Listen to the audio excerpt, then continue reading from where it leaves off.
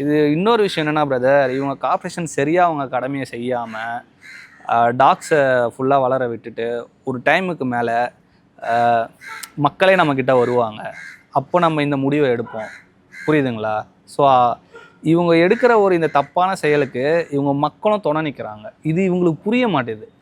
இவங்க கார்ப்பரேஷன் சரியான பண்ண வேண்டிய நேரத்தில் பண்ணாமல் மக்களே வருவாங்க, அப்போ நம்ம பண்ணுவோம், அப்போ ஒரு இதுவாக இருக்கும்ன்ட்டு இவங்க தான் புளியார் சொல்லியாக இருக்காங்க. இது மக்களுக்கு புரியாமல் இவங்க நல்லது பண்ணுறாங்க அரசாங்கம் அப்படின்னு நினச்சிக்கிறாங்க. இன்னும் எங்களை மாதிரி ரெஸ்கியூர் பண்ணலன்னா இன்னும் பாப்புலேஷன் எங்கேயோ போயிருக்கும். லாக்டவுன் டைம்லலாம் எங்களை மாதிரி ஆளுங்க தான் இறங்கி பண்ணதே, வேறு யாரும் பண்ணல. நாங்கள் தான் ப்ராப்பராக ஃபீட் பண்ணோம். அப்போ சாப்பாடு இல்லாமல் எவ்வளோ நாய் வெறி பிடிச்சி போயிருக்கோம். சாப்பாடு இல்லைன்னா அதெல்லாம் யோசிக்க மாட்டாங்க. ஒரு சைடு இப்போ இந்த ஸ்ட்ரே டாக்ஸ்னால இதை நம்ம பாதுகாக்கணும் அப்படின்ற ஒரு தரப்பு கண்டிப்பாக அதை நம்ம ஷுவராக வந்து நம்ம சொல்லலாம். பட் இன்னொரு சைடு நிறைய குழந்தைகள் தான் பாதிக்கப்படுறாங்க. நீங்கள் பார்த்தீங்கன்னா ஸ்டாட்டிஸ்டிக்ஸாகவே நீங்கள் பார்த்தீங்கன்னா ஜாஸ்தி. அது ஏன் குழந்தைகள் மட்டும் ஜாஸ்தி அட்டாக் பண்ணும்? மேபி அந்த சைஸ் அதை தான் சொல்கிறேன்.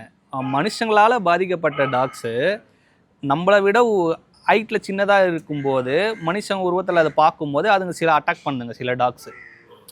ஸோ அதுவும் நம்ம அதுதான் சொல்கிறேன், ஒரு சில மனுஷன் பண்ணுறதுனால இன்னொருத்தங்க பாதிக்கப்படுறாங்க. அதுதான். பட் அந்த தரப்புலேருந்து என்ன சொல்கிறாங்கன்னா, இப்போ கூட இந்த கேஸ் நடந்துக்கிட்டு இருக்கு இல்லையா, இப்போ தான் ஒரு 4 நாள் முன்னாடி ஒரு பாப்பாவுக்கு வந்து கரூரில் வந்து ஆச்சு, முகமே சதஞ்சிருச்சு. அந்த பாப்பாவுக்கு ஃபுல்லாக வந்து போயிருச்சு. ஸோ இப்படியும் ஒரு சில அவலங்கள் இருக்கிறதுனால தான் கோர்ட் இந்த முடிவு எடுத்திருக்கு அப்படின்ற மாதிரி. Correct brother. பட் எல்லா டாகுமே அப்படி கிடையாது, ஒரு சில டாக்ஸ் தான் இருக்குது. இன்னொன்று பார்த்தீங்கன்னா, எங்களை சாப்பாடு போட வேணான்னு நிறைய இடத்துல தடுக்கிறாங்க.